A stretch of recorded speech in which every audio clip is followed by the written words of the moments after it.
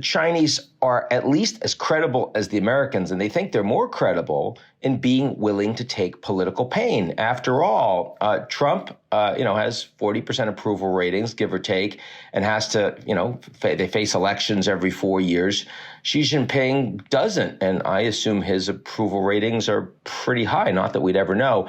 And so the intention of the Chinese to hit back hard when they think that the Americans are hitting them and to be in the pole position is at least as confident as what we see from Trump with the Chinese. And that's, of course, exactly what we've seen over the last several days is in response to the Chinese escalating on critical minerals licensing, which came in turn in response to the Americans putting more companies on a watch list that would have export controls on them. Trump suddenly says 100% tariffs by November 1st. The markets go down, and before the markets reopen this week, Trump immediately sends out another post saying, it'll be fine. We'll find a way to come to yes with Xi Jinping. Don't worry about it.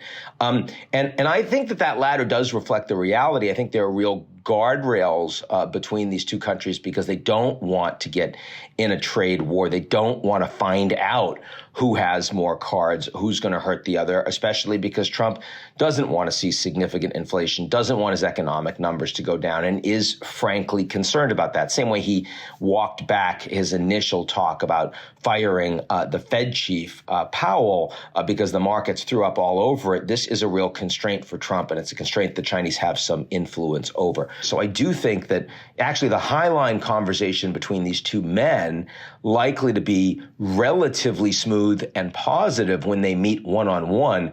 How that works with the bureaucracy, with lots of Americans around Trump focused on containment, lots of Chinese focused on a tough relationship between the two, that's going to be a challenge. But ultimately, I don't think this is heading towards a blow-up.